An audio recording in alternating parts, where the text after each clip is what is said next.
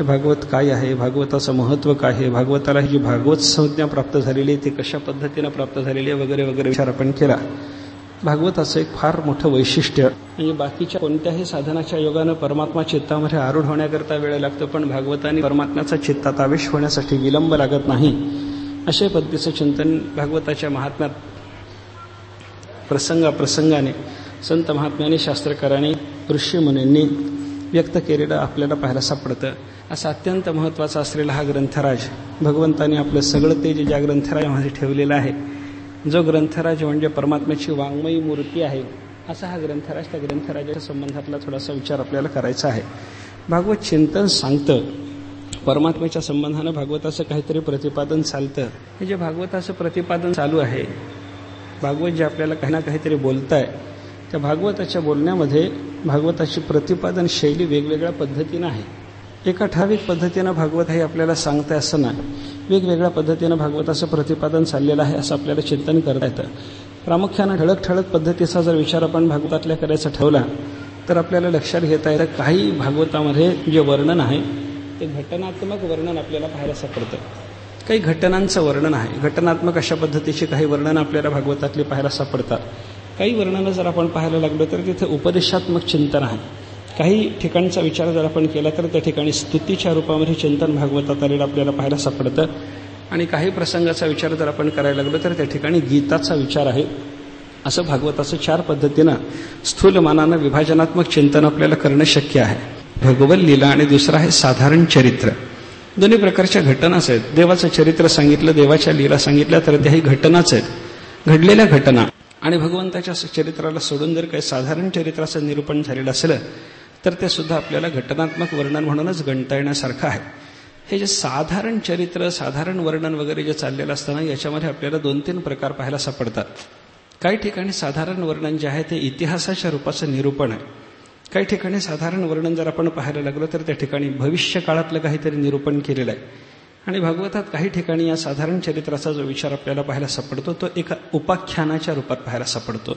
इतिहासाचा विचार वेगळा आहे, भविष्याचा विचार वेगळा आहे आणि उपाख्यानाचा विचार वेगळा आहे असं आपल्याला या संदर्भात चिंतन करता येतं. इतिहास म्हणजे असं मागं घडून गेलं असं भूतकाळातलं काहीतरी निरूपण करणं, याला म्हणतात इतिहास. इति इह असं या ठिकाणी होतं, असा इतिहास शब्दाचा व्यास जर आपण सोडवला तर त्याच्यातून आपल्याला अर्थ उपलब्ध होतो. आणि असं काहीतरी या ठिकाणी होतं हे सांगण्याच्या करता म्हणून इतिहास प्रवृत्त होतो. त्या इतिहासामध्ये आपल्याला इतिहास कशा करता निर्माण झाले याचा जर विचार आपण करायला लागलो, हे जे इतिहास आहेत, घडलं काहीतरी, घडलेली ती एक घटना आहे. त्या घडलेल्या घटनेचा भागवतामध्ये अंतर्भाव करायचं काय कारण असं जर कोणी विचारलं तर आपल्याला त्याच्याकरता उत्तर असं देणं शक्य होतं की बाबा हा सगळा इतिहास एखादा उपदेश, एखादी स्तुती किंवा एखाद्या गीताचा उपक्रम होण्याच्या दृष्टीनं आपल्याला सांगितलेलं असतं. भागवताच्या सुरुवातीला थोडासा इतिहास आपल्याला पाहायला सापडतो. सूत शौनकादिक ऋषींच्या संवादाच्या रूपाचा इतिहास, त्या संवादातून पुढे जन्माला आलेला व्यास नारदाच्या संवादाच्या रूपाचा इतिहास, व्यास नारदाच्या संवादातून जन्माला आलेला पुढचा शुक परीक्षितीचा इतिहास, सगळे इतिहास आहेत. हे इतिहास सांगितले गेले कशा करता? एखाद्या उपदेशाची प्रवृत्ती होत असताना तो उपदेश कोणासाठी, कोणाकडून, कशा पद्धतीनं प्रवृत्त झाला हे आपल्याला कळावं याच्याकरता इतिहासाचं निरूपण असतं. एखादी स्तुती आहे, भीष्माचार्यांनी केलेली भगवान श्रीकृष्ण परमात्म्याची स्तुती, त्या स्तुतीचा संदर्भ काहीतरी देण्याच्या दृष्टीनं इतिहासाचं थोडंसं अगोदरचं वर्णन केलेलं आपल्याला पाहायला सापडतं. घटनात्मक वर्णन. भीष्माचार्य शरशय्येवर पडलेले आहेत, रणांगणावर त्यांचा देह पडलेला आहे. अशा अवस्थेमध्ये भीष्माचार्यांना भेटण्याच्या करता म्हणून हे सगळे पांडव आलेले आहेत. सगळा इतिहास, ही सगळी घटना सांगावी लागली कशा करता? भीष्माचार्यांनी भगवंताची केलेली जी दिव्य स्तुती आहे ती आपल्याला उपलब्ध व्हावी आणि त्या दिव्य स्तुतीचं कारण काय, ती दिव्य स्तुती त्याने कोणत्या प्रसंगात केली हे सगळं आपल्याला लक्षात यावं याच्याकरता तो इतिहास रचला गेला. एखाद्या स्तुतीचा आरंभ, एखाद्या उपदेशाचा आरंभ, एखाद्या गीताचा आरंभ हा कशासाठी, कोणासाठी, कधी, कोणाकडून झाला या सगळ्याच्या सगळ्या गोष्टी या इतिहासामध्ये सांगितलेल्या आपल्याला पाहायला सापडतात. इतिहासाचं चिंतन जसं भागवतात आहे तसं संतांच्या वाङ्मयातही आहे. संत महात्म्याने सुद्धा अशा पद्धतीची वर्णनं केलेली आहेत. काहीतरी पंढरीचं महात्म्य सांगायचं आहे. पंढरीचं महात्म्य सांगत असताना नामदेवराय म्हणतात, भगवान शंकराच्याकडे सगळे ऋषीमुनी एकदा गेलेले असताना पंढरीच्या संबंधातलं निरूपण सुरू झालं. ऐसे शंकर सांगे ऋषी जवळी, सकळ तीर्थे माध्यान्न काळी, येते पुंडरीकाजवळी, करीती आंघोळी, वंदिती चरण. इतिहास आहे हा. शंकरांच्याकडे सगळे ऋषीमुनी गेले. भगवान शंकर बोलायला लागले.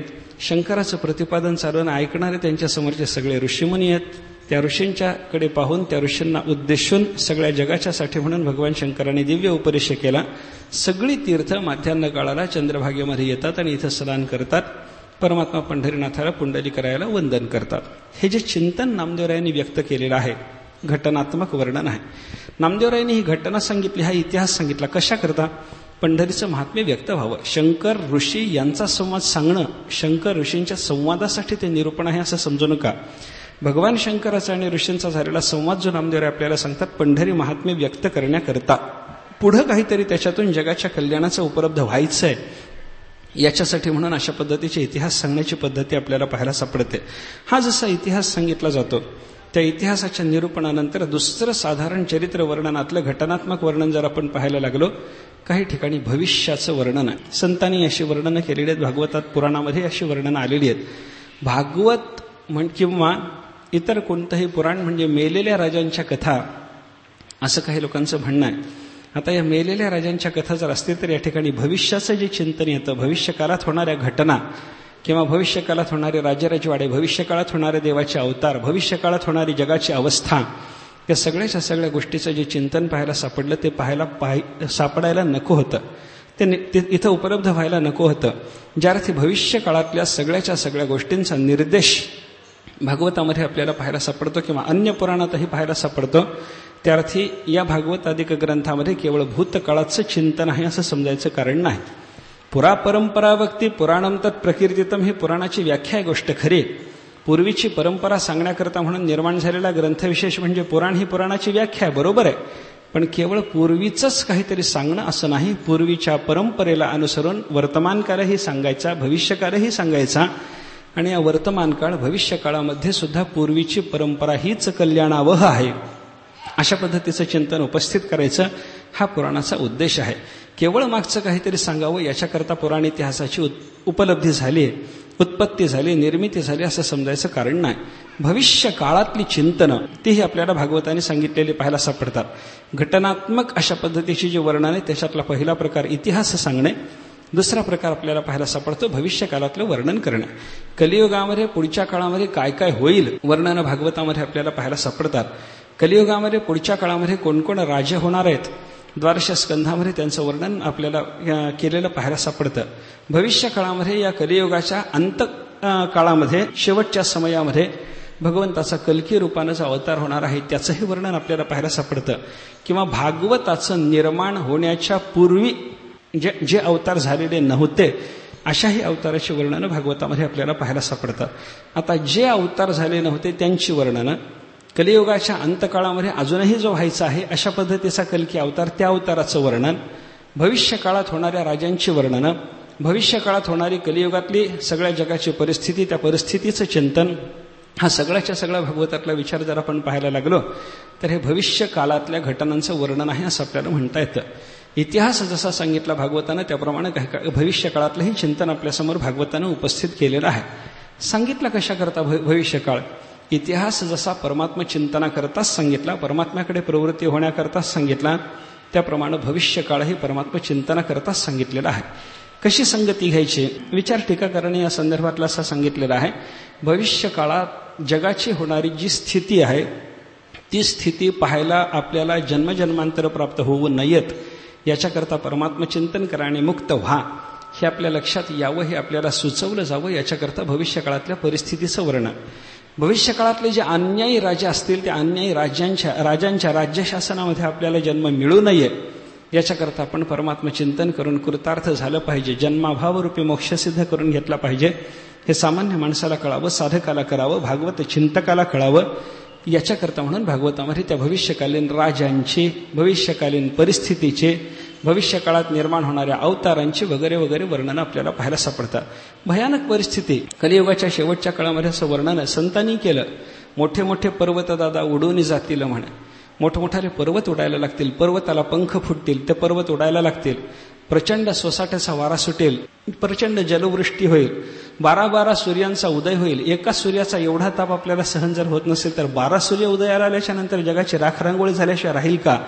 ही सगळीच्या सगळी भविष्य काळातली कलियुगाच्या अंतकाळातली भयानक अशा पद्धतीची चित्र भागवत वगैरे पुराणामध्ये आपल्याला पाहायला सापडतात बरं का. अनेक संतांनी याचं वर्णन केलेलं आहे. नाथ महाराजांनी त्यांचं एक कैकाय नावाचं जे भारुड आहे त्या भारुडामध्ये फार सुंदर वर्णन केलेलं आहे. या पृथ्वीमध्ये एक विपरीत होणार आहे. नाथ महाराजांनी वर्णन केलेले, पृथ्वीमध्ये एक दादा विपरीत होईल, बहीण भावा दोघा जणांचा विवाह लागेल, 5 वर्षाची नारी भ्रतार मागेल, 6 वर्षाची बाळा गर्भिण होईल. नाथांचं चिंतन आहे. भविष्यकाळाचा विचार, कलियुगाच्या अंतकाळामध्ये काय काय होणार, विपरीत होईल, अत्यंत विपरीत होणार. काय, बहीण भावा दोघा जणांचा विवाह लागेल, सखा भाऊ आणि सखी बहीण यांच्यामध्ये जे नातं निर्माण होण्याची व्यवहार परमार्थ शास्त्र कोणत्याही दृष्टीनं शक्यता नाही, अशा बहीण भावाची लग्न कलियुगाच्या शेवटच्या काळामध्ये लागतील. नाही लागलेली पाहायला मिळायला लागलीत आता. बहीण भावा दोघा जणांचा विवाह लागेल, 5 वर्षाची नारी भ्रतार मागेल, 6 वर्षाची बाळा गर्भिण होईल. इतकी विषयांधता, विषय लोलुपता, विषयाचे लोलिंगत ते फजित होतील, अशा पद्धतीची अवस्था कलियुगाच्या शेवटच्या काळामध्ये होणार आहे. भविष्य काळाचं हे चिंतन कशाकरता सांगितलं बोला. आपल्यासमोर संतांनी किंवा भागवतांनी हे उपस्थित केलं कशासाठी, एकच त्याच्यातला उद्देश आपल्याला विचारात घेता येतो. ही भविष्य काळातली भयान परिस्थिती पाहून या परिस्थितीमध्ये आपण जन्माला यावं असं आपल्याकडून कोणत्याही प्रकारचं कर्म घडू नये. परमात्म्याचं चिंतन घडावं, परमपराची प्राप्ती व्हावी, जन्माभाव सिद्ध व्हावा आणि ही भयान परिस्थिती पाहण्याचा आपल्यावर प्रसंग येऊ नये हे आपल्याला कळावं. याच्याकरता अशा घटना सांगितलेल्या आपल्याला पाहायला सापडतात.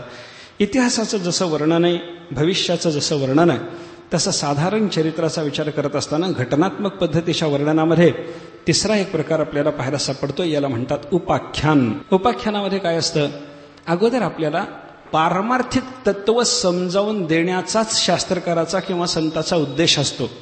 पण ते तत्वग्रहण आपल्याला एकदम सरळ भाषेमध्ये सांगून होणार नाही असं लक्षात आल्याच्या नंतर तो महात्मा किंवा शास्त्रकर्ता आपल्याला एक कथा सांगतो.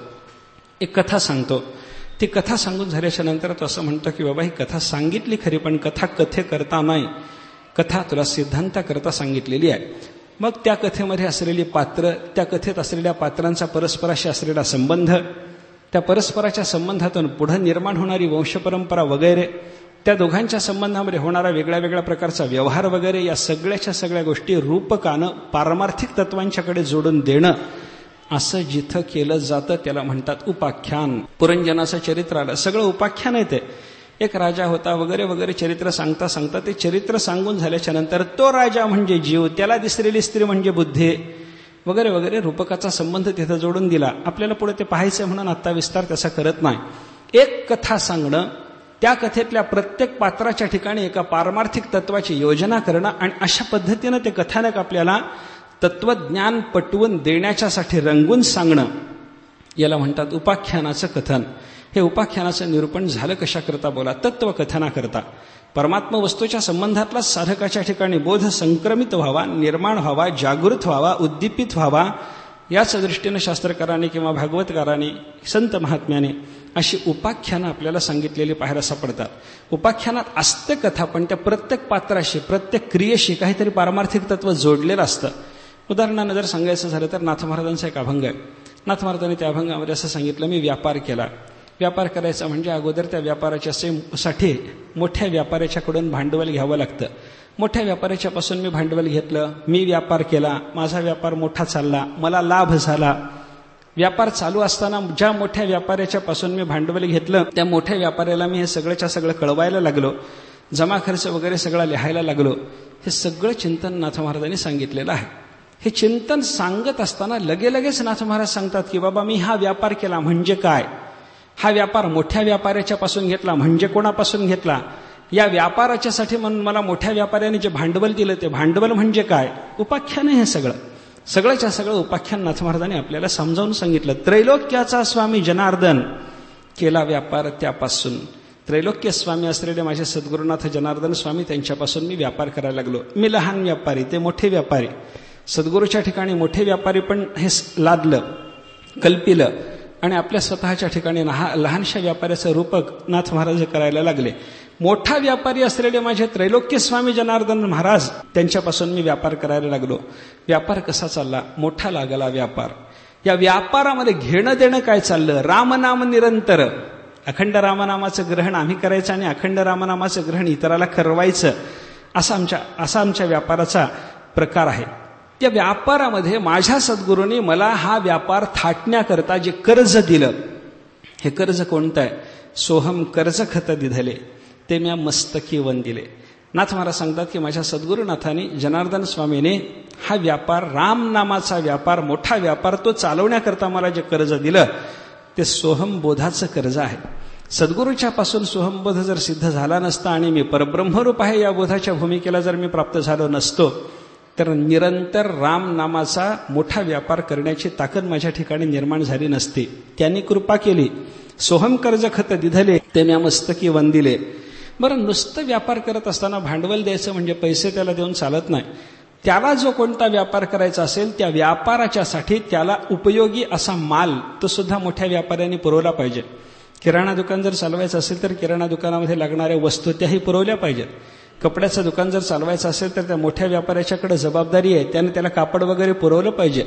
नाथ महाराज सांगतात माझ्या सद्गुरूंनी माझ्याकडून कपड्याचाच व्यापार करून घेतला आणि हा कपड्याचा व्यापार करण्याकरता म्हणून मला भांडवल रामनामाचं जसं दिलं, सोहमबोधाचं दिलं, त्याप्रमाणे माझ्याकडे काही वस्त्र पाठवून दिली. म्हणे कोणती वस्त्र पाठवून दिली? महाप्रेमाची लुगडी दिधली निजमुक्तपणे प्राप्त झाली. म्हणे नाथ महाराज वर्णन करतात माझ्याकडे सद्गुरुनाथांनी पाठवलेली जी लुगडी म्हणजे जी वस्त्र आहेत ती महाप्रेमाची आहे.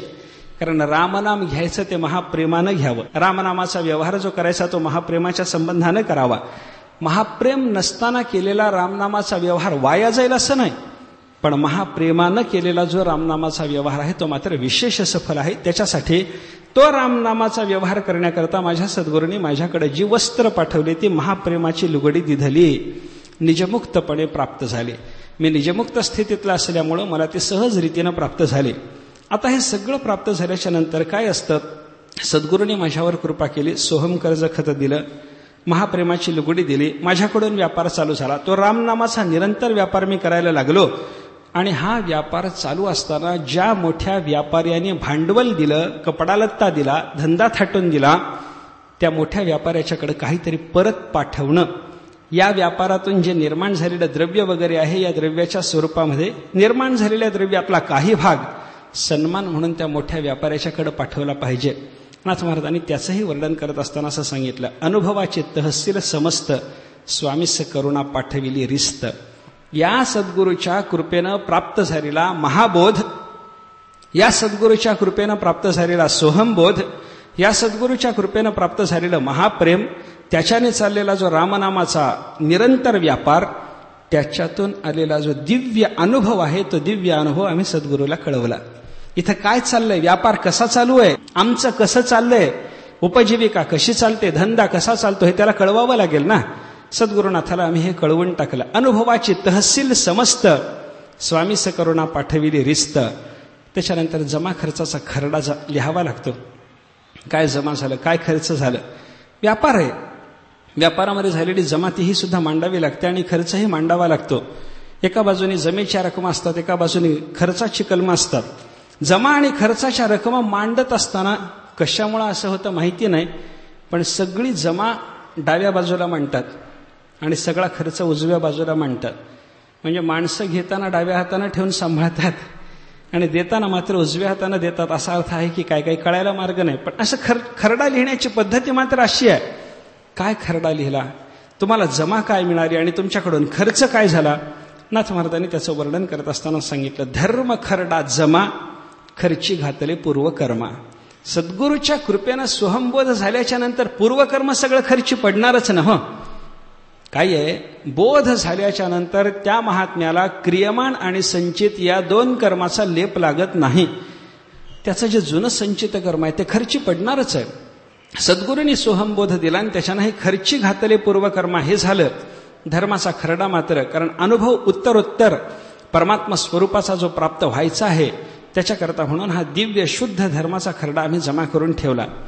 काय असतं, व्यापार करणाऱ्या व्यापाऱ्याला काही एखाद्या वेळेला एखाद्या गिऱ्हाईकाला उधारी दिल्याच्या नंतर ते उधारी वसूल करणं थोडंसं चिकाटीचं काम असतं, जिकिरीचं काम असतं. काही ग्राहकच असे असतात की ते उधारी देतच नाहीत. लवकर द्यायची त्यांची तयारीच नसते, मनातून त्यांना द्यावं वाटतच नाही. नाथ महाराज सांगतात, आम्ही रामनामाचा धंदा केला, रामनाम इतराला घ्यायला लावलं, त्यांना रामनामाचा बोध केल्याच्या नंतर, त्यांनी रामनामाचं ग्रहण केल्याच्या नंतर त्यांच्यापासून आम्हाला जो अनुभव कळवला जायला पाहिजे होता, तो जेव्हा कळवला गेला नाही तेव्हा ते बाकी वसूल करायला आम्ही काही जबरदस्त लोक घेऊन त्यांच्याकडे गेलो. बाकी वसूल करायचे असले म्हणजे त्याच्याकरता कोणीतरी एखादा बलाढ्य घेऊन जावं लागतं ना. आम्ही आमच्याबरोबर बलाढ्य कोण नेले आणि कशी ती बाकी वसूल केली. नाथ महाराज सांगतात, संत संगे वसूल बाकी भक्ती होणे अति नेटकी. त्यांच्या ठिकाणी रामनामाचा व्यापार करून निर्माण होऊन राहिलेली भक्ती हीच आम्ही बाकी म्हणून त्यांच्याजवळून वसूल करून आणली. पण ती भक्ती घेऊन येण्याकरता म्हणून आम्हाला जे जबरदस्त कोणीतरी न्यावे लागले, बलाढ्य कोणीतरी गावातले न्यावे लागले, ते आमच्याकडचे बलाढ्य म्हणजे संत महात्मे आहेत. या संतांना तिथं नेलं, याला रामनाम दिलंय पण हा अजून परत काही करायला तयार नाही. तेव्हा संतांनी सांगितलं, भक्ती याला परत जमा करून दाखव. ती जमा करून आम्ही घेतले. अशी आमची अवस्था झालेली आहे. आता आम्ही लहान व्यापारी राहिलो नाही. त्रैलोक्याच्या स्वामीच्या कृपेनं आमचा चाललेला हा जो व्यापार आहे, तो व्यापार एवढा मोठा झाला की त्या व्यापाराच्या योगानं आम्हाला गाव काबीज करता आलं. गाव एवढे मोठे आम्ही झालो, धनी झालो, मोठ्या संपत्तीचे धनी झालो.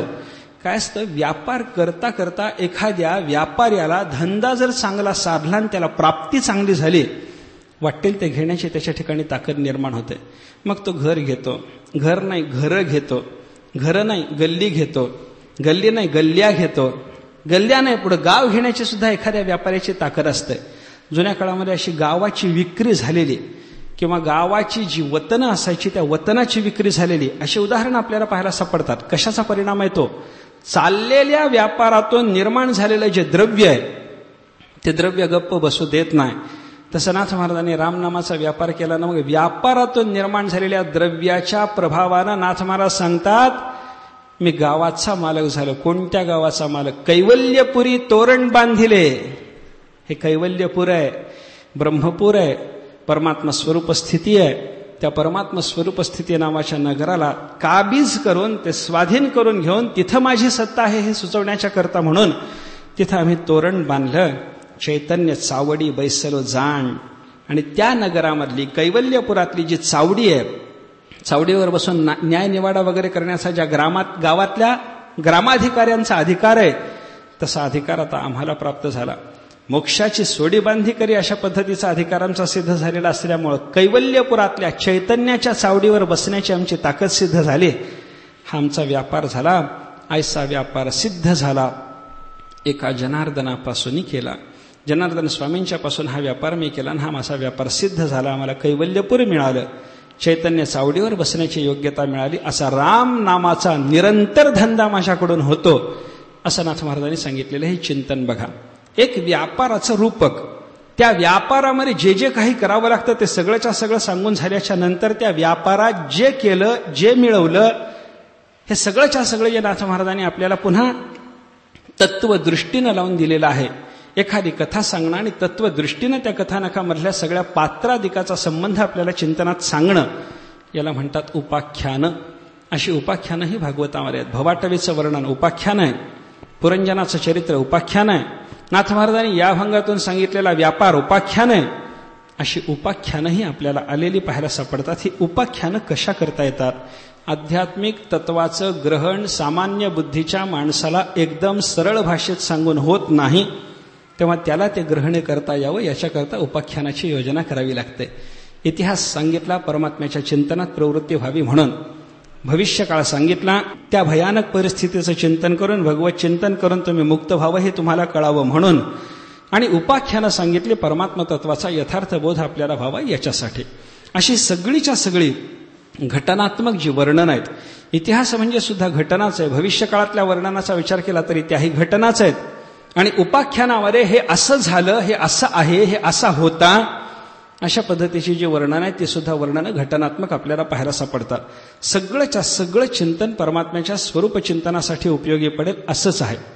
या घटनात्मक वर्णनाचा विचार करत असताना हे 3 प्रकार साधारण चरित्रात आपण घातले होते.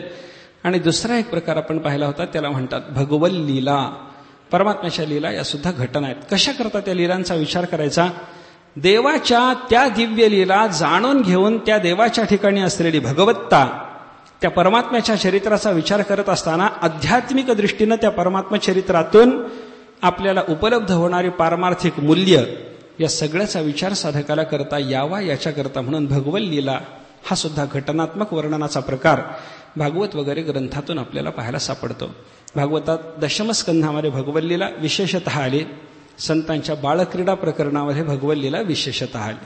नामदेवरायाची बालक्रीडा पहा, तुकाराम महाराजांची बालक्रीडा पहा. भागवताच्या दशमस्कंधामध्ये भगवत लीला आहे म्हणून इतर स्कंधामध्ये भगवत लीला नाही असं जसं नाही, त्याप्रमाणे बालक्रीडेचं प्रकरण जर सोडलं तर अन्य कोणत्याही प्रकरणामध्ये परमात्म्याचा संबंध संत वाङ्मयात नाही असंही आपल्याला म्हणता येत नाही. सर्वत्र परमात्मा वर्णन आहे पण वेगळ्या पद्धतीनं आहे. बालक्रीडेमध्ये किंवा दशमस्कंधामध्ये प्राधान्यानं तेच आहे. एवढाच त्याच्यातला अंतराचा भाग आपल्याला सांगणं शक्य आहे. सगळी ही घटनात्मक वर्णनं. या घटनात्मक वर्णनाचा विचार संपल्याच्या नंतर दुसरा एक भागवताच्या शैलीचा प्रकार आपल्याला पाहायला सापडतो. काही उपदेशात्मक वर्णनं इथं आपल्याला पाहायला सापडतात. उपदेश कुणी, कसा, कुणाला, कधी, कशा पद्धतीनं करावा विस्तारानं त्याचं चिंतन आपल्याला करता येण्यासारखं आहे. उपदेश कशाला म्हणतात या संबंधातला विचार जर करायचा झाला तर मोठ्या माणसाने लहानाला त्याच्या कल्याणासाठी काहीतरी करायला सांगणं याला म्हणतात उपदेश. या उपदेशामध्ये दोन प्रकार आहेत. एक साधारण उपदेश असतो आणि दुसरा विशेष उपदेश असतो. एका ठराविक माणसानं समोरच्या ठराविक माणसाच्या जीवनात येणाऱ्या अडचणी विचारात घेऊन त्याला कल्याणाचं काहीतरी साधन सांगणं विशेष उपदेश आहे. आणि एका महात्म्याने सगळ्या जगाला कल्याणाचं साधन सांगावं या दृष्टीनं काहीतरी सामान्य रीतीनं उपदेश करणं साधारण उपदेश आहे. दोन्ही पद्धतीचा उपदेश संत महात्म्यांनी केलेला आपल्याला पाहायला सापडतो. साधू संत, मित्रजन, गुरुजन यांच्याकडून अशा पद्धतीचा उपदेश आपल्याला प्राप्त होण्याची शक्यता आहे. उपदेशाचा प्रकारभेद विचारात घेताना 3 पद्धतीचा उपदेश मानला जातो. सुहृत्संमत उपदेश, प्रभुसंमित उपदेश आणि भार्यासंमित उपदेश. 3 पद्धतीनं उपदेशाचं चिंतन आहे. एखाद्या मालकाने एखाद्या सेवकाला अधिकारवाणीनं काही सांगावं तशा पद्धतीनं केलेला उपदेश. एखाद्या भार्येनं आपल्या पतीला एकांतामध्ये त्याच्या कल्याणाकरता काहीतरी सांगावं, भार्यासंमित उपदेश. आणि एखाद्या मित्राने आपल्या मित्राला त्याच्या कल्याणाच्यासाठी काहीतरी सांगावं याला म्हणतात सुहृत्संमित उपदेश. प्रभुसंमित, सुहृत्संमित आणि भार्यासंमित असा 3 प्रकारचा उपदेश आहे. उपदेशामध्ये असे 3 प्रकार पाहायला सापडतात. एक भागवताच्या विशेषतेचं वर्णन करत असताना त्या बोपदेव नावाच्या पंडितांनी असं वर्णन केलेलं आहे. त्यांची भागवतावरची बरीचशी चिंतन आपल्याला पाहायला सापडतात. बोपदेव पंडित म्हणतात अन्य ग्रंथामध्ये हा 3ही प्रकारचा उपदेश वेगवेगळ्या पद्धतीनं स्वतंत्र रीतीनं एका प्रकाराचा उपदेश पाहायला सापडेल. पण भागवत मात्र 3ही पद्धतीनं उपदेश करणारा ग्रंथ आहे. वेदः पुराणं काव्यंच प्रभुर्मित्रं प्रियावचः बोधयंती तिह प्राहुः त्रिवद भागवतम पुनः. भागवताचा उपदेश 3ही पद्धतीनं चालला. स्वामीनं सेवकाला काहीतरी कल्याणाचं साधन सांगावं तशा पद्धतीचा उपदेश करणारा वेद आहे. वेदाचा उपदेश आपल्याला मित्राच्या भावनेनं कधी वेद बोलत नाही. बायको जशी प्रेमानं नवऱ्याला काहीतरी सांगायचा प्रयत्न करते तसा वेद कधी सांगत नाही. वेद अधिकारवाणीनं बोलतो, असं कर, सत्यम वद, धर्मंचर, मातृदेवो भव, पितृदेवो भव, आचार्य देवो भव, अतिथी देवो भव. हे तुला केलं पाहिजे, धर्माचं आचरण केलं पाहिजे, अधर्मातून बाजूला झालं पाहिजे, खरं बोललं पाहिजे, आईबापाला देव मानलं पाहिजे, असा तू हो. अधिकारवाणीचा उपदेश आहे. म्हणून वेदाचा उपदेश प्रभुसंमित उपदेश. दुसरा प्रकार सांगितला उपदेशाचा सुहृत्संमित. मित्रानं काहीतरी सांगणं. मालकाने सांगण्यामध्ये अधिकारवाणी आहे, पण मित्र सांगत जरी असला त्याच्यात अधिकार जरी असला तरी सलगी जास्त असते. मित्राच्या बोलण्यामध्ये सलगी आहे, प्रभूच्या बोलण्यामध्ये अधिकार आहे. मित्र बोलत असताना अधिकारवाणीनं बोलत नाही, असं कर, सांगता येत नाही, असं करावं, हे बरं आहे, आपण असं केलं असतं तर चांगलं झालं असतं, अशी भाषा मित्राची आपल्याला पाहायला सापडते. मित्राच्या भाषेत कोण उपदेश करतो? वेदाने केलेला उपदेश प्रभुसंमित आहे. तसा पुराणाने केलेला उपदेश जर आपण पाहायला लागलो तर तो सुहृत्संमित आहे. पुराण आपली सुहृद आहेत, सलगीय पुराणाच्या अंतःकरणामध्ये. वेदांनी परोक्ष भाषेमध्ये जो आशय व्यक्त करून ठेवला तो आशय आपल्यासाठी व्यक्त करण्यासाठी पुराण अपरोक्ष भाषेत बोलतात. हे सकाळी आपण पाहिलं ना. त्यांची अपरोक्ष भाषा वेदानं अधिकारवाणीनं सांगितलेला आशय आपल्याला ग्रहण झाला नाही म्हणून सलगीनं पुराणाचं जे बोलणं आहे याच्यातून आपल्याला प्राप्त होणारा उपदेश जर आपण पाहायला लागलो तर तो सुहृद संमित उपदेश आहे. आणि त्याच्यानंतर उपदेशाचा तिसरा प्रकार सांगितला भार्या संमित उपदेश. पतीला पत्नीनं त्याच्या कल्याणाच्यासाठी म्हणून काहीतरी सांगणं असा उपदेश कोण करतं? काव्यशास्त्र असा उपदेश करतं म्हणे. कोणतंही संस्कृत साहित्यातलं आधुनिक काव्य, आधुनिक म्हणायचे त्याला कारण नाही, फक्त पुराण वाङ्मयाच्या पुढच्या काळात निर्माण झालं म्हणून आधुनिक म्हणायचं. असं जे काव्य, त्या काव्यातून आपल्याला येणारा जो उपदेश, त्या उपदेशाच्या प्रकाराचा विचार केला तर बायको जशी नवऱ्याला बोलते तसं काव्य बोलतं म्हणे. वेद प्रभुसंमित उपदेश करतो, पुराण सुहृद संमित उपदेश करतात. आणि काव्यशास्त्राचा विचार जर आपण करायला लागलो तर ते सबंध काव्यशास्त्र आपल्याला एका भार्येच्या प्रमाणे बोलून काहीतरी सांगताय अशी स्थिती पाहायला सापडते. या उपदेशामध्ये योग्यतेचा विचार करत असताना प्रभुसंमित उपदेशाच्या पेक्षा सुहृद संमित उपदेश जास्त परिणामकारक असतो असं शास्त्र म्हणतं. आणि सुहृद संमित उपदेशाच्या पेक्षा सुद्धा अंतःकरणावर जर जास्त परिणाम कशाचा होत असेल तर तो भार्या संमिताचा होतो. मालक जे बोलतो त्याच्यापेक्षा मित्राचं बोलणं आपल्यावर परिणाम करून जातं. मित्र जे बोलतो त्याहीपेक्षा आपल्या अंतःकरणावर जर कोणाच्या बोलण्याचा परिणाम होत असेल तर तो बायकोच्या बोलण्याचा. तुकाराम महाराजांनी सांगितले ना, व्रतारासे भार्या बोले गुज गोष्टी मजहुनी कष्टी कोण आहे. ती बोलते म्हणा एकांतामध्ये नवऱ्याला सांगते म्हणे काय हो तुम्हाला काही कळतच नाही, माझ्यासारखं कष्ट माझ्यासारखं दुःख कोणाच्या वाट्याला नाही. प्रत्येक बाईचं म्हणणं हेच आहे. तिच्यासारखी दुःखी तीच जर असेल तर मग दुसरीनं बोलत असताना सुद्धा तसंच का बोलावं हेच कळत नाही. पण बोलताना मात्र प्रत्येकीचं म्हणणं हेच, मजहुनी कष्टी कोण आहे, माझ्यापेक्षा कष्टी माझ्यासारखी कष्टी कोण. प्रत्येकीचं हेच बोलणं. जोडी तसा तुम्ही खाती येरच चोरे, माझी तर पोरे हळहळते.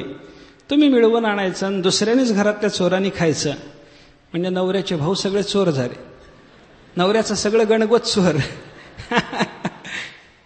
खाती येर चोरे, माझी तव पोरे हळहळते. हे बायकोचं बोलणं.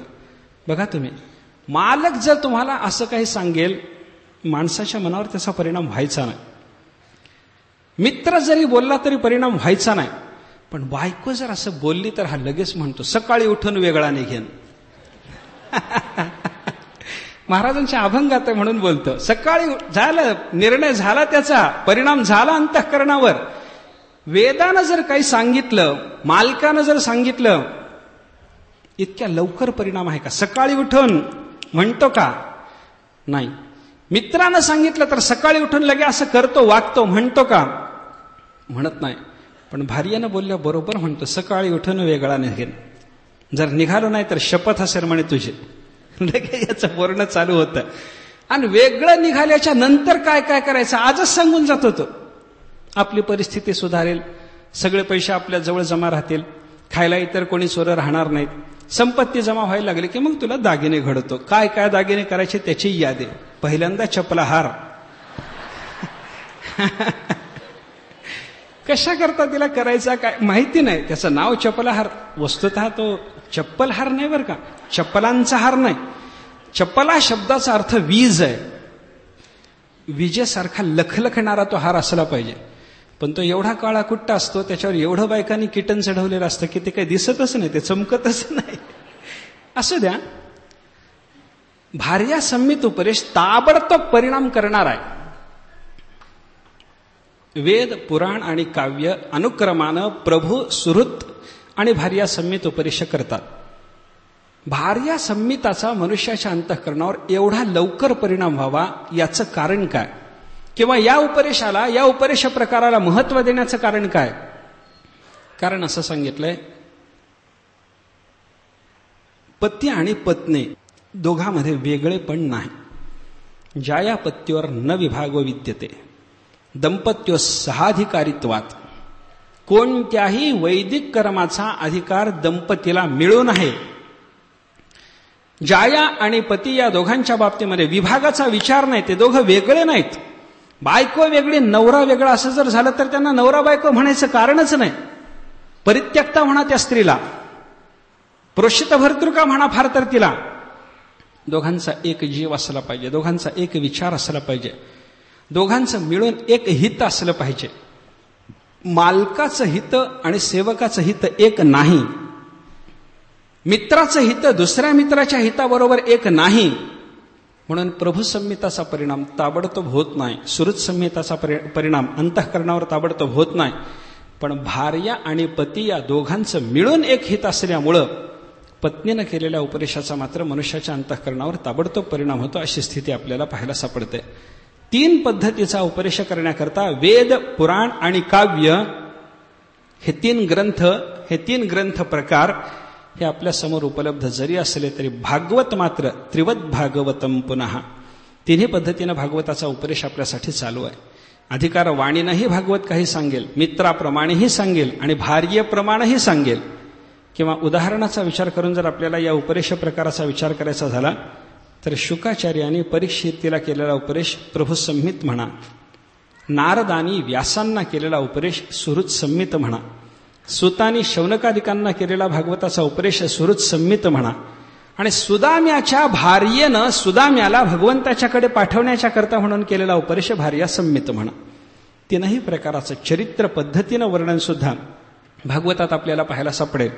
किंवा उपदेश प्रकाराचा विचार करत असताना हे 3ही उपदेश प्रकार भागवतानं अवलंबलेले आहेत असं आपल्याला लक्षात घेता येतं.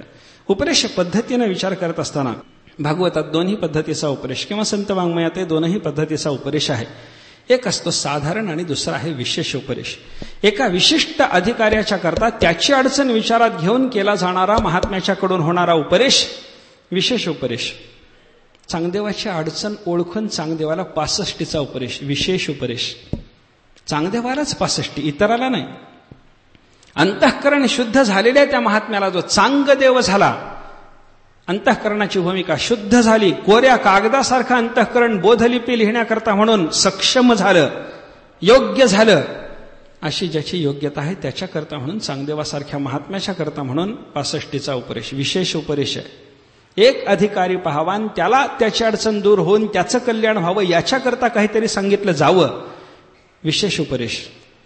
एक उपनिषदातलं उदाहरण बघा. प्रजापतीनं प्रजा निर्माण केली. देव, दानव, मानव निर्माण झाले. देव, दानव, मानव तिघही निर्माण झाल्याच्या नंतर एका ऋषी तिघांच्या अंतःकरणात विचार आला, प्रजापतीनं आपल्याला निर्माण केलं खरं, पण आपल्या कल्याणाचं साधन काय आपल्याला सांगितलं नाही, आपण जाऊन विचारावं. प्रजापतीकडे आले. तिघही आले, देव आले, दानव आले, मानव आले, बसले.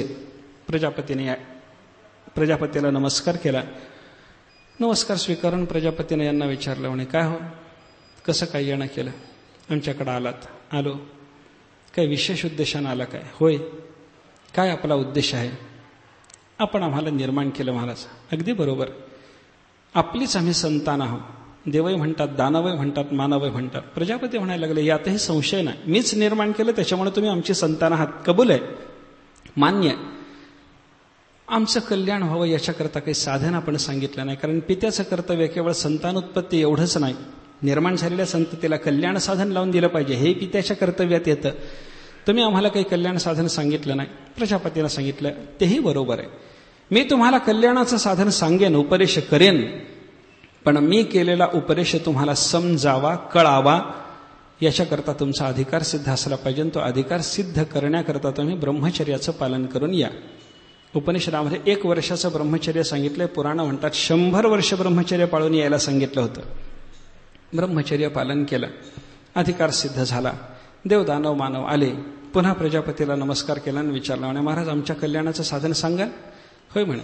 एका एकाला सांगतो म्हणे, एकेकानं तुम्ही या, बारी बारीनं या. पहिल्यांदा देवांना बोलावलं. सगळे देव समोर बसले. सगळे देव समोर बसल्याच्या नंतर प्रजापतीने सांगितलं, म्हणे तुम्ही आला? होय.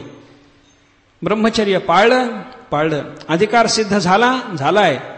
मी सांगतो तो उपदेश श्रवण करा, ऐका, लक्ष देऊन ऐका, असं प्रजापतीनं सांगितलं. डोळे मिटून या सगळ्या देवांना कान टवकारून ऐकायला सांगितलं आणि एकच अक्षर उच्चारलं, द.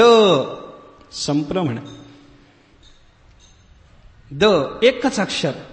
एक अक्षर सांगायला वर्षभर ब्रह्मचर्य पाळून यायला सांगितलं होतं. आता आपलं 6-6 तास बोलणं चालतं, पण कोणाला काही साधना सांगितली नाही. कारण काय, तुमच्यावर परिणाम व्हावा असं तुमचं अंतःकरण अगोदरच सिद्ध झालेलं आहे. मग कशाला तुम्हाला साधना सांगून तुमचा अधिकार सिद्ध करा हे सांगायचं. प्रजापतीला मात्र सांगावं लागलं, अधिकार सिद्ध करून या, माझं बोलणं समजलं पाहिजे. आले, द हे अक्षर सांगितलं, डोळे उघडले आणि प्रजापतीला सांगितलं, संपला उपदेश. संपलं? होय. काय सांगितलं मी? द. या द या अक्षरातून तुमच्याकरता म्हणून मी उपदेश केलेला. काय कळालं? द या अक्षराचा तुमच्यासाठी काय अर्थ आहे समजलं? सगळे देव म्हणायला लागले, हो कळालं. म्हण काय कळालं? देवांनी सांगितलं, आमच्या ठिकाणी विषय प्रवृत्ती जास्त आहे. देवा हा विषयीण, हा देव शब्दाचा अर्थच लावला जातो. ते विषयी आहेत, विषयांध आहेत. आपल्याला प्राप्त होणारे विषय आणि देवांना प्राप्त होणारे विषय तुलनेनं विचार करा. प्राकृत विषय आहेत आपले, सामान्य विषय आहेत, आणि देवांना प्राप्त होणारे विषय दिव्य आहेत. उदाहरणानं विचार करायचा झाला तर आपल्याला मिळतो तो चहा, देवांना मिळतं ते अमृत. चहा आणि अमृत, सामान्यता दिव्यता याचा विचार करा. सामान्य विषयाचं प्रेम जर माणसाला सुटत नसेल तर दिव्य विषयाचं प्रेम त्या देवांना जडल्याच्या नंतर ते सुटेल का? अमृत पानाची सवय लागल्याच्या नंतर ते सोडवत नाही. अप्सरा मिळाल्याच्या नंतर ते सोडवत नाही. स्वर्गाचं राज्य मिळाल्याच्या नंतर, ते सिंहासन मिळाल्याच्या नंतर सोडवत नाही. आसक्ती, विषयांधता त्यांच्या ठिकाणी आहे. देवांनी सांगितलं, आमचा स्वभाव विषयांध असल्यामुळं आमचं कल्याण होत नाही, तेव्हा ही आमची विषयांधता बाजूला सारली जावी, यासाठी तुम्ही आम्हाला द या अक्षराचा उपदेश केला. द चा आमच्यासाठी असलेला अर्थ दाम्यत, इंद्रियाचं दमन करा. या दमनानं आमचं कल्याण होणार आहे असं आपण बोलला. बरोबर आहे? प्रजापतीनं सांगितलं, अगदी बरोबर. तुम्हाला द या अक्षरातून इंद्रियाचं दमन करा हेच मला सांगायचं होतं. चला, इंद्रियाचं दमन करा, स्वतःचं कल्याण झालं. चला पुढच्या लोकांना येऊ द्या. दानवाने विचारलं, म्हणे महाराज आम्हाला साधन सांगणारे बसा, लक्ष द्या, कान टवकारा, सर्वांगाचे कान करून ऐका, इंद्रियाच्या ताघवे ते श्रवणाचे घर रिघावे अशी अवस्था करून ऐका. कान टवकारून ऐकायला लागल्याबरोबर सगळ्यांना पुन्हा त्याने सांगितलं द. त्यांनाही दच अक्षर दिलं. विचारलं, कळालं? कळालंय. म्हणे काय अर्थ आहे? दैत्यानी दानवानी सांगितलं, म्हणे महाराज आमचा स्वभाव अत्यंत क्रूर आहे आणि ही आमची क्रूरताच आमचं कल्याण होऊ देत नाही. तेव्हा या क्रूरतेचा कल्याणाच्या कामातला अडसर दूर व्हावा या दृष्टीनं तुम्ही आम्हाला द या अक्षरातून उपदेश केला. दयध्वम, दया करा, सर्व भूतमात्रांच्या विषयीचा दयाभाव अंतःकरणात बाळगा, हे सांगायकरता तुम्ही आम्हाला द अक्षर दिलं. बरोबर आहे? बरोबर आहे. म्हणे चला, दयाभाव अंतःकरणात बाळगा, कल्याण करा, कल्याण साधा. तुम्ही पुढे व्हा, मानवाला येऊ द्या.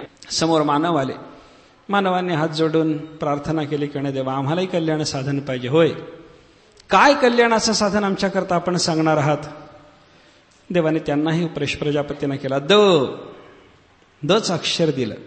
काय या द या अक्षराचा अर्थ? तुमच्यासाठी या द या अक्षराचा अर्थ काय तुम्हाला समजला? असं प्रजापतीनं विचारल्याबरोबर मानवाने सांगितलं, हो म्हणे कळालं. काय कळालं?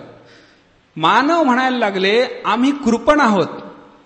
मनुष्याचा स्वभाव कृपणतेचा आहे आणि ही कृपणता काय, माणूस किती कृपण असतो, आता ते फाटे फोडायला नको असो. कृपणतेचा स्वभाव, संग्रहाची वृत्ती आली ती कृपणतेतून.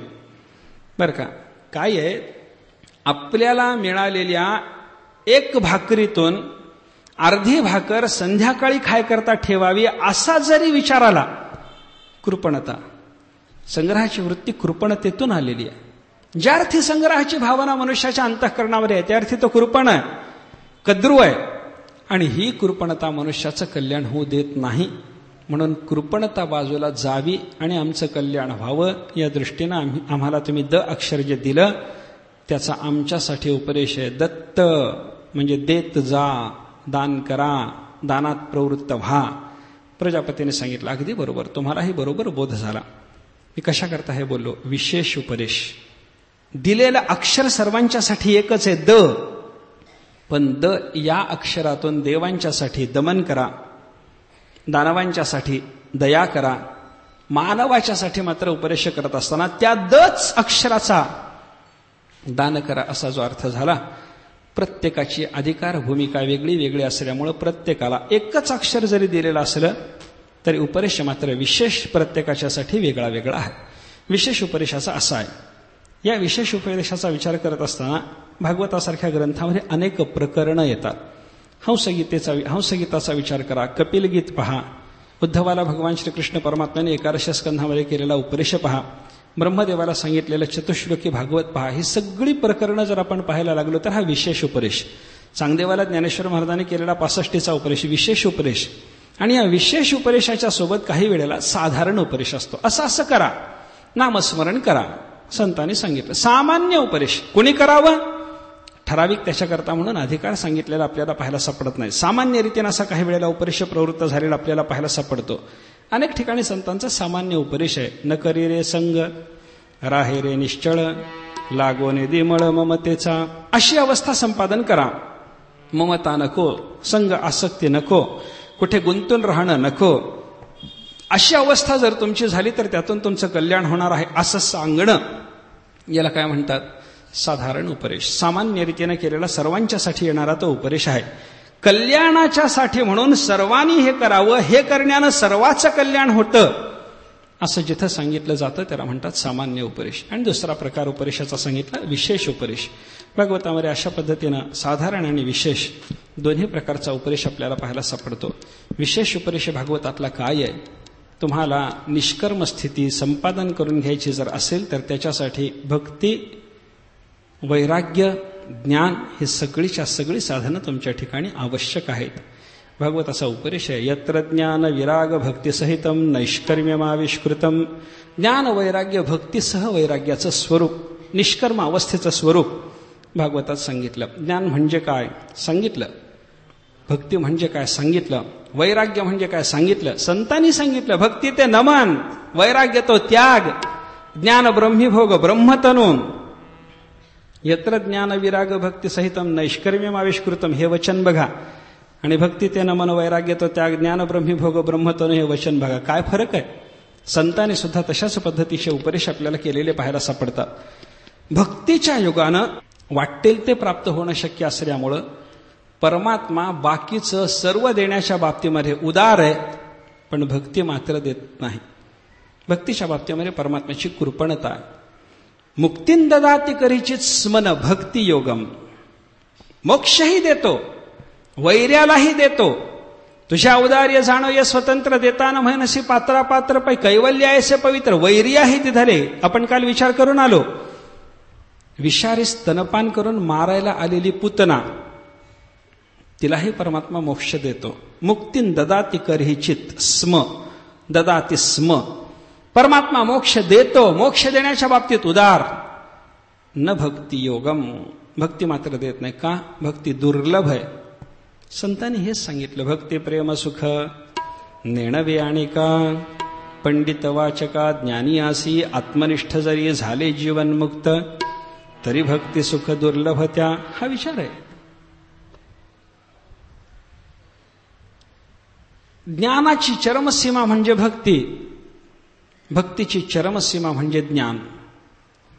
हे चिंतन जसं आपल्याला भागवतात पाहायला सापडतं. संतांनी सांगितलं हेची भक्ती, हेचे ज्ञान, एक विठ्ठलची जाण, परमात्म्याला जाणावं, हीच भक्ती, हेच ज्ञान. साधारण आणि विशेष उपदेशाचा विचार जर आपण करायला लागलो तर अशा पद्धतीनं उपदेश भागवतात पाहायला सापडतो. एक चिंतन आहे घटनात्मक, दुसरी भागवताची शैली पाहिली तर ती उपदेशात्मक, तिसरं भागवताचं निरूपण आपण जर पाहायला लागलो तर ते स्तुत्यात्मक आहे.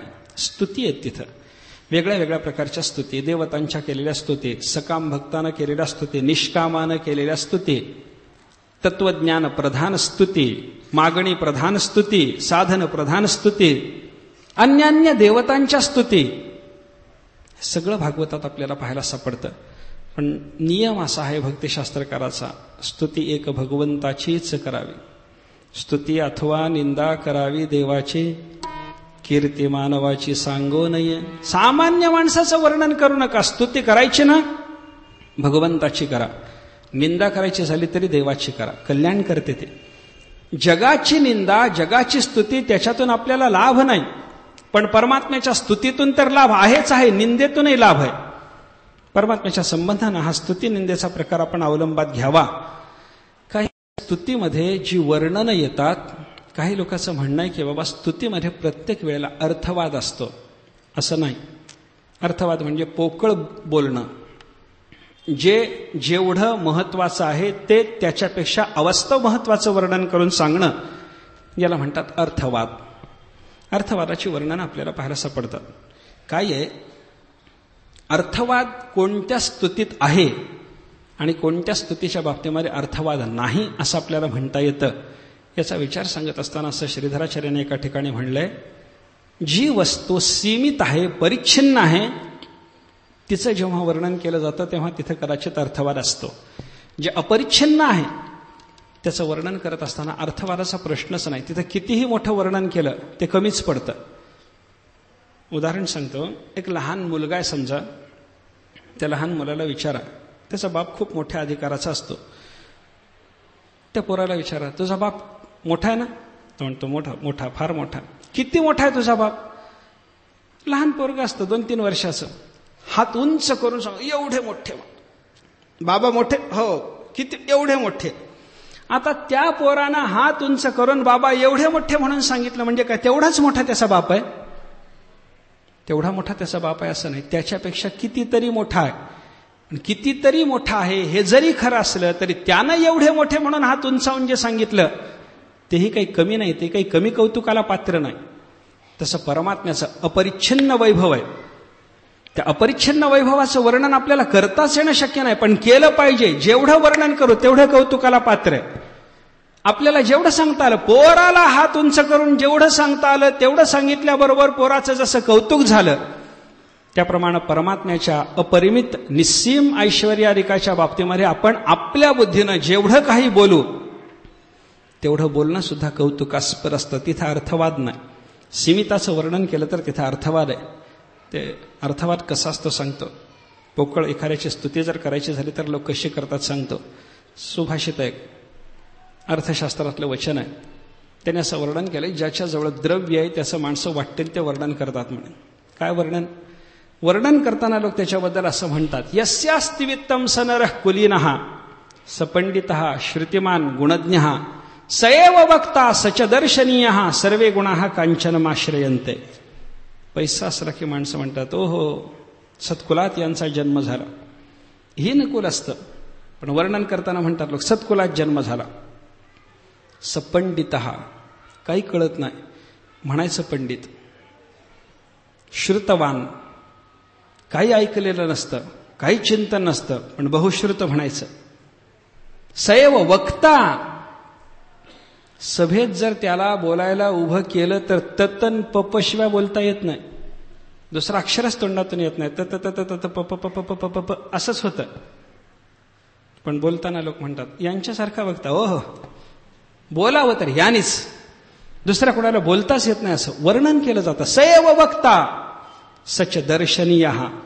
वर्णन करताना लोक म्हणतात हे दर्शनीय आहेत, प्रातस्मरणीय आहेत, वंदनीय आहेत. सकाळी उठून तोंड जर दिसलं तर दिवसभर अन्न मिळणार नाही असा असतो. पण वर्णन केलं जातं दर्शनीय. द्रव्याच्या संबंधाने त्याच्या ठिकाणी नसलेल्या या अवास्तव गुणाचं एवढ्या मात्रेत जे वर्णन झालं याला म्हणा अर्थवाद. आहे तो सीमित, पण त्याला मोठं करून सांगण्याचा प्रयत्न चाललाय. थोडंफार कळत असेल पण त्याला पंडित म्हणणं चाललंय. थोडीफार गुणाची पारख असेल पण त्याला गुणज्ञ म्हणणं चाललंय. बोलता येत नसताना सुद्धा त्याला वक्ता म्हणणं चाललंय. दर्शनीय नसताना सुद्धा त्याला दर्शनीय म्हणणं चाललंय. अर्थवाद. पोकळ स्तुती झाली. जगन्नाथ पंडितांनी एक वर्णन केलंय. जगन्नाथ पंडिताने अकबर बादशहाचं वर्णन केलं, अवास्तव वर्णन. काय झालं, एकदा कोणीतरी दुसऱ्या राजाने या जगन्नाथांना बोलावलं. गेले. राजाने सांगितलं, काय म्हणे? काही नाही म्हणे,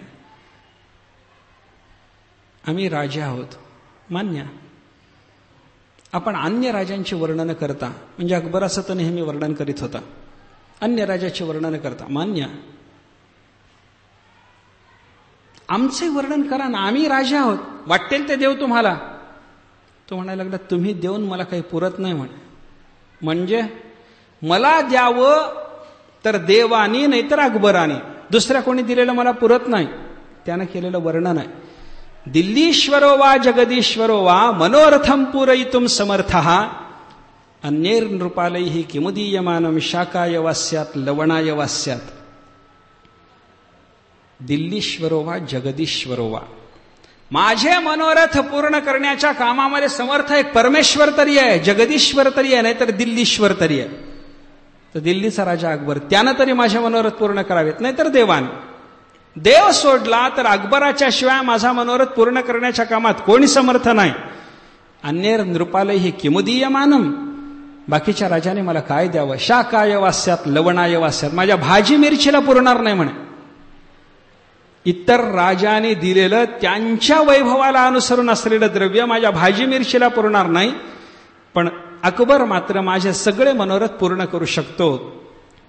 जगदीश्वराच्या जोडीला त्या दिल्लीश्वराला नेऊन बसवलं. अर्थवाद नाही तर काय आहे. तो सीमित आहे, तो परिच्छिन्न. जर तो समर्थ असता तर त्यानं अकबराने सगळं दारिद्र्य का घालवलं नाही. पण याचं सगळं दारिद्र्य न जाताही तो त्याचं वर्णन करताना म्हणायला लागला, मनोरथम पूरयितुम समर्थः. याला म्हणतात अर्थवाद, पोकळ स्तुती. वस्तुतः तसं नाही. परमेश्वर जसा सर्व कामना पूर्ण करण्याच्या कामात समर्थ तसा तो नाही. पण असं असताना सुद्धा त्याला देवाच्या जोडीला नेऊन बसवून तशा पद्धतीचं त्याचं जर कोणी वर्णन केलं, अर्थवाद म्हणा. असा अर्थवाद परमात्म्याच्या वर्णनामध्ये कोणाच्याही कडून घडण्याची शक्यता नाही. आपण जे वर्णन करतो ते कसं असतं. नभः पतन्त्यात्मसमं पतत्रिणः. ज्या पक्षाची आकाशात जेवढी भरारी मारण्याची ताकद आहे, तो पक्षी आकाशात तेवढीच भरारी मारतो, म्हणून आकाश तेवढंच आहे असं समजायचं कारण नाही. गरुडाची भरारी उंच गेली, चिमणीनं भरारी मारली, तिला वाटायला लागलं एवढंच आकाश आहे. बरं आहे, आकाश म्हणतं इथपर्यंत तरी तू आलीस ना, कौतुक आहे. चिमणीला तेवढीच भरारी घेता आली म्हणून आकाश जसं तेवढंच नाही, पण तरीही चिमणीचं कौतुक आहे. तसं परमात्म्याचं वर्णन करत असताना आपण कितीही मोठ्या प्रमाणात परमात्म्याचं वर्णन स्तवन करण्याचा प्रयत्न केला, परमात्मा वाणीच्या मर्यादेच्या पलीकडचा. यतो वाचो निवर्तन्ते अप्राप्य मनसासह ठावन पवता जयाचा मनेसी मुरडली वाचा. देवाच्या पासून वाणी परत फिरते. वाणीला तो गोचर नाही, वाणीच्या मर्यादेच्या पलीकडचा आहे. वाणीच्या मर्यादेच्या पलीकडं जो आहे, मनवाचातीत तुझे हे स्वरूप हे जर त्याचं वर्णन आहे, तर मग त्या देवाच्या वर्णनाकरता आपण जर काही शब्द वापरले, ते देवाचं स्तवन केलं, तर ते आकाशात कोणत्याही पक्षाने आपल्या ताकदीनं भरारी मारावं तसंच आहे. चिमणीनं भरारी घेतली, ती तिची भरारी गरुडापेक्षा लहान आहे, पण आकाशाला त्या चिमणीचं जसं कौतुक आहे, त्याप्रमाणे परमात्म्याला सामान्य भक्तांनी केलेल्या स्तवनाचं कौतुक आहे. आपण आपल्या ताकदीनं स्तवन करावं. अर्थवाद तिथं होतच नाही. अर्थवादाचा विचारच करता येत नाही. काय आहे, भागवतामध्ये जी स्तवन आहेत ना, स्तुत्यात्मक भागाचा विचार मी सांगायला लागलो. जी स्तवन आहेत ना, या स्तवनामध्ये जसं भगवंताचं श्रीकृष्णाचं स्तवन आहे, तसं अन्यान्य देवतांचंही स्तवन आपल्याला पाहायला सापडतं. इतर देवताची स्तवनं भागवतात नाहीत, समजू नका. इतर देवतांचीही स्तवनं आहेत. पण इतर देवताची स्तवनं ही जरी सांगायची झाली, ती जरी केलेली असली तरी